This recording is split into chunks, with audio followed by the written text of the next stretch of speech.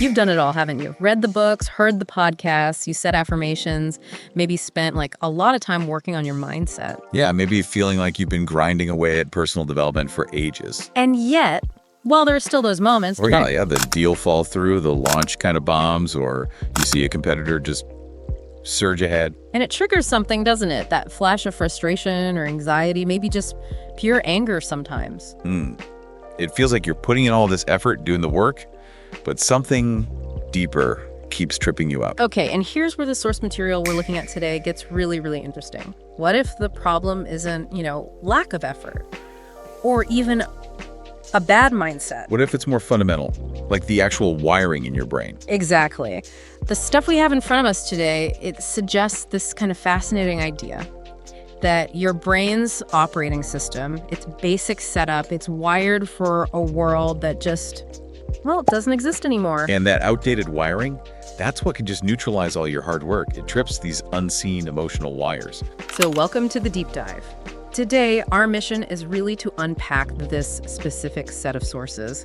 It draws inspiration from some powerful, timeless ideas, like from David Lieberman's book, Never Get Angry Again. But, and this is key, it translates them into a practical guide for right now, for navigating the specific challenges, the constant change, the chaos of 2025. Yeah, this isn't just a summary of a book. The material lays out a framework suggesting that success today might need more than just like tweaking your thoughts. It's proposing a fundamental rewired operating system for your brain.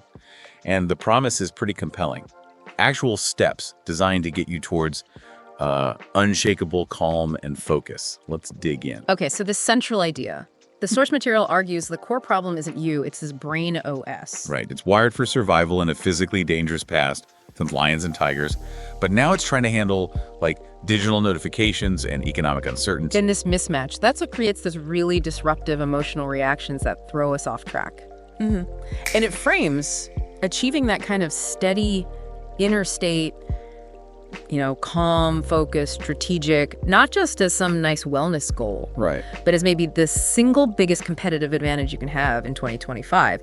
And it gives us a map, a 4-step protocol for this mental rewiring. Okay, step 1. The first big idea or takeaway number 1, it shifts how we think about negative reactions. It moves us from just talking about triggers to something much more tangible, more modern. What the source actually calls de-arming your 2025 emotional landmines. That's a great phrase, isn't it? It really is. And the material points out, Lieberman's work defines anger basically as a defense mechanism, a protection against perceived threats. Right, but the threats today, they aren't lions anymore. As this source puts it pretty vividly, the threats are now things like the notifications dinging on your phone. Yeah, or seeing a competitor announce some huge funding round, or getting a nasty comment online, or reading about some AI tool that feels like it could replace what you do. These are the emotional landmines of 2025. And the consequence of stepping on one, it's critical. It doesn't just make you feel bad. No, the material explains these reactions actually hijack your prefrontal cortex. The CEO part of your brain, right? The bit that does strategy, planning, creative thinking, your best decisions. Exactly. It throws you straight into reactive fight or flight mode, coming from a much older part of the brain. So the solution proposed here, straight from the source, is about being proactive.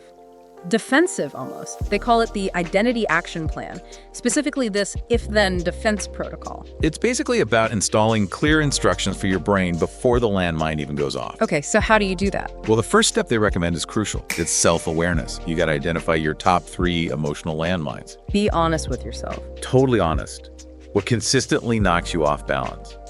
Is it seeing those competitor numbers? Is it getting unsolicited critical advice? Or maybe that client who misses a deadline again. Right. Whatever it is. Yeah. Write them down. Make them really concrete. And then you create your specific if-then statement for each one. This is like the actual code you're installing in your brain. Exactly. And the source gives some great examples. Like if I see a competitor's success that makes me feel, inadequate or behind, then I will immediately close that tab or window and open my wins document and read the last 3 things I wrote down.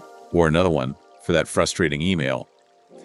If I get a message that triggers that first surge of annoyance, then I will immediately stand up, walk away from my desk for maybe 2 minutes, and take 5 deep, slow box breaths. The inhale 4, hold 4, exhale 4, hold 4. Before I even think about writing a reply. And what's powerful here, and the source really emphasizes this, is it's not about squashing the feeling down. No, it's strategic intervention. You're consciously creating a new neural pathway, building a bypass around that old automatic reactive loop. You're choosing to run your play, as they put it. Instead of letting the reaction run you, it's active reprogramming. Yeah, I like that. Which brings us neatly to takeaway number 2. If thirst is de-arming triggers, the second is about changing how you fundamentally interpret things. Right. The source takes the classic idea of cognitive reframing, which is big in Lieberman's work, and kind of levels it up to what it calls the perspective shift protocol. This is built on a core idea highlighted in the material. Yeah. It's almost never the event itself that causes the intense negative feeling. It's our interpretation of it, what we tell ourselves it means. And this is so relevant for 2025. The source points out that today, especially if you're in business or creating things, you're probably failing faster and more often. Oh, yeah. Campaigns flop, content doesn't get traction, products don't sell like you hoped. Happens all the time. And the old brain OS, the one wired for that simpler past, it tends to see these setbacks as really personal verdicts, like, this failed launch means I am a failure. Right, it makes it about your identity, which hurts. But the rewired 2025 OS, as this material calls it, interprets that same exact event totally differently. It sees it simply as, this is data. Data, not drama. And the action plan here is mastering what the source calls the data, not drama, reframe. Simple idea, but takes practice. Yeah, the technique described is about catching yourself right in that moment. The setback happens, the emotional wave starts to build, ideally within about 3 seconds. Before it really takes hold. Exactly, before the feeling cements itself. And you make a conscious choice. You interrupt that old pattern. And the specific action they suggest is to verbally, like out loud if you can, say, this is not a verdict, this is data. Saying it out loud is key, apparently. The source uses good examples, like a failed product launch. It's not a verdict on your worth. It's data on what the market doesn't want right now. Losing a client, not a verdict on your skills. It's data, maybe, about your ideal customer profile. Maybe they weren't a good fit. Exactly. Or a critical comment online. Not a verdict on who you are. It's data on one single person's viewpoint. Saying it out loud, it feels like it kind of short-circuits the emotional reaction and brings the thinking brain back online, doesn't it? That's the idea. The source argues it shifts you immediately from that emotional reactive place to an analytical, strategic one. You stay in your CEO brain. Able to learn, adapt, not hijacked by feeling defensive or down. Yeah, the material basically suggests the most successful people today aren't the ones who avoid failure. They're just faster at turning those painful verdicts into useful data points. That makes sense. That analytical CEO brain. That links perfectly to takeaway number 3, doesn't it? It does. This moves beyond just general emotional intelligence to something more active, more intentional, what the source calls activating your CEO mode. Okay, so the material explains that intense emotions, anger, fear, deep frustration, these are physiological responses, right? Fight or flight. Yep, originating in the oldest, most primitive parts of our brain, designed for immediate survival stuff. But where do your best ideas come from? Where do you find that calm, charismatic presence for an important call? Where are your smartest decisions made? From the prefrontal cortex, the newest, most evolved part of the brain, your inner CEO. And here's the critical point the source makes. You absolutely cannot be in both modes at the same time. It's one or the other. You're either operating from that primitive reactive place, Yeah. or you're operating from your strategic, creative, prefrontal cortex. You're either the employee of your emotions, basically, or you're the CEO of your mind. So the action plan here is a deliberate practice. Something you do to engage that higher functioning brain before you walk into a challenge or something high stakes. They call it the CEO priming ritual. And the steps, as laid out in the material, seem pretty simple but powerful. First, stop. Yeah, physically stop. Remove distractions, close the laptop lid, put the phone down, maybe step away from your desk. Then breathe. And they specifically recommend 3 rounds of that box breathing. Right, the inhale 4, hold 4, exhale 4, hold 4. The structure helps calm the nervous system. It signals safety to that older reactive brain. And finally, visualize. Spend about 60 seconds, just a minute, vividly imagining the successful outcome of whatever you're about to do. See it unfolding perfectly. And crucially, Feel the feeling of that success. Feel the calm, the confidence, the achievement before you even start. The source explains this isn't just like wishful thinking, it's mental rehearsal. Exactly. Like elite athletes do, or special forces. You're deliberately telling your brain and body which operating system to run, which mode to be in.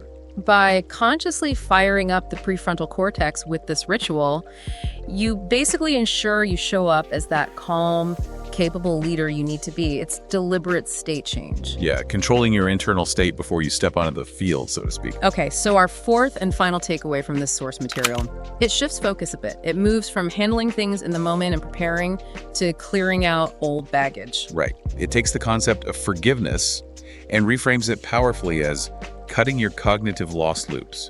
Forgiveness is obviously important in Lieberman's work, but the way this source frames it for today is really insightful. Yeah, it's not mainly about letting other people off the hook, is it? It's about reclaiming your most valuable and frankly limited resource in 2025. Which is? Your cognitive bandwidth, your mental processing power. Ah, okay.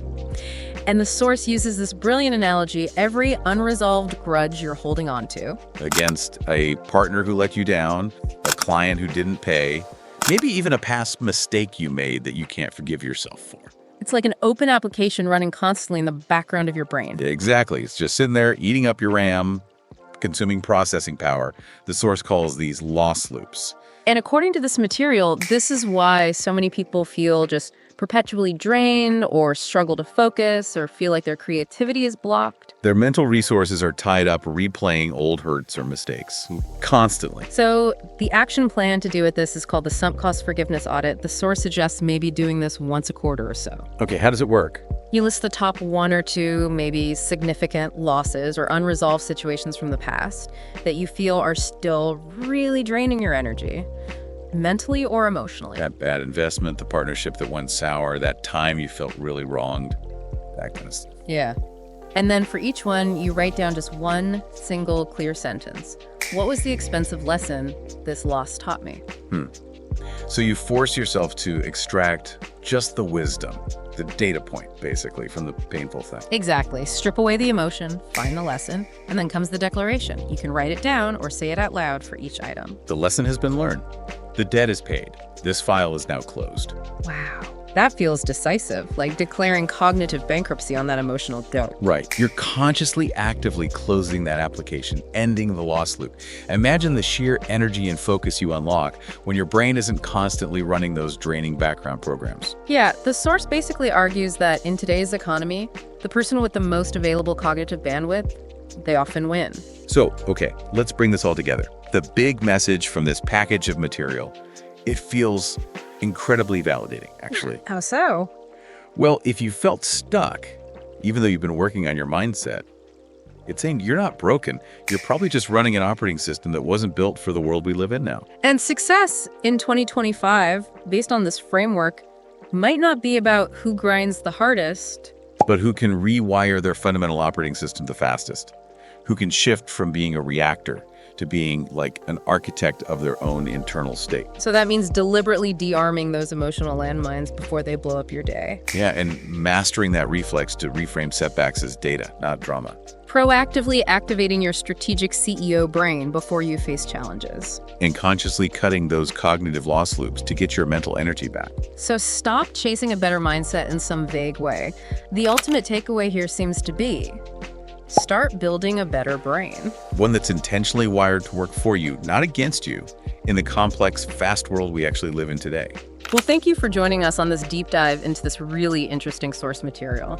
These ideas definitely offer a powerful shift in how you might approach things. Yeah, it's a lot to think about. And as you reflect on what we've explored, maybe consider this core idea from the material. Don't just, think about it abstractly. Maybe take one concrete step. So, based on everything we've discussed today, what is one emotional landmine, just one, that you are committing to identifying and de-arming this week using that if-then protocol? Start there. Just take one piece of that code and try installing it. See what happens.